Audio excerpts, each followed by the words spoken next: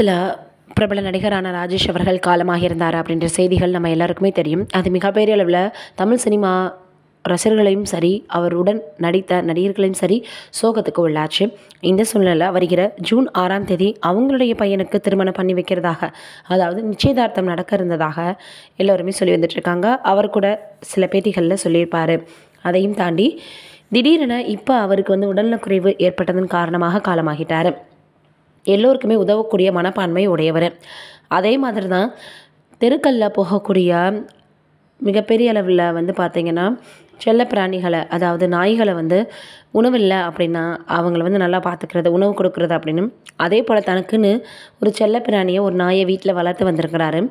அவர் காலமான பொழுது கூட அந்த நாயானது அந்த வீட்டையை சுற்றி வந்திருக்கு. அதே போல் கொஞ்ச நாளைக்கு அப்புறமாக இப்போ அந்த செல்லப்பிராணியும் இருந்ததாக தெரியுது. அவர் மறைந்து 2 வாரங்கள் ஆன நிலையில் இப்படி ஒரு சோகமான நிகழ்வு மறுபடியும் அவருடைய வீட்டில் நடந்திருக்கு.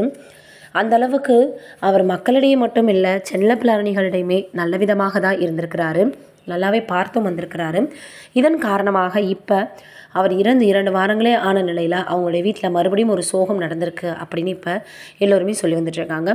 எந்த அளவுக்கு அப்பா அவர் மீது பாசமாக இருந்திருக்கும் அப்படின்னு தான் இப்போ எல்லோருமே பேசி வந்துட்டுருக்காங்க.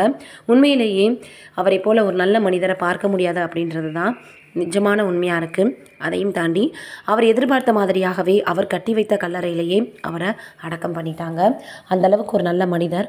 துபாய் போனதுனால தான் அவருக்கு உடல்நிலை சரியில்லாமல் போச்சுன்னு அவருடைய பையன் கூட பார்த்திங்கன்னா ரொம்பவே வருத்தம் தெரிவிச்சிருந்தார். இந்த சூழ்நிலையில் இப்போ இப்படி ஒரு நிகழ்வு நடந்திருக்கிறது மிகப்பெரிய அளவில் சோகத்தை ஏற்படுத்தியிருக்கு. இது ஒரு பக்கம் இருக்க, வடிவுக்கரசி அவர்கள் என்ன சொல்லியிருக்கிறாங்க ராஜேஷ் அவர்களுடைய மறைவை பற்றி அப்படின்னா, ஜூன் 6ஆம் தேதி என்னுடைய மகனுக்கு நிச்சயதார்த்தம் இருக்குது, கண்டிப்பாக நீங்கள் அங்கே வரணும், நான் எதிர்பார்த்துட்ருப்பேன், எந்த விதமான காரணமும் சொல்லக்கூடாது அப்படின்னு சொல்லி ரொம்பவே அவங்களுக்கு பார்த்திங்கன்னா ஃபோனில் அவர் அழைப்பு விடுத்திருந்தார். அப்படின்னு இந்த மாதிரி ஆயிடுச்சே அப்படின்னு ரொம்பவே அவங்க பேட்டியில் அவருக்கு இரங்கலை தெரிவிச்சிருப்பாங்க.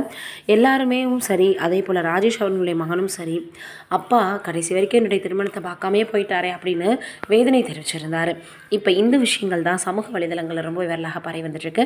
நீங்கள் என்ன நினைக்கிறீங்க அப்படின்றத மறக்காமல் கமெண்ட்டில் சொல்லுங்கள்.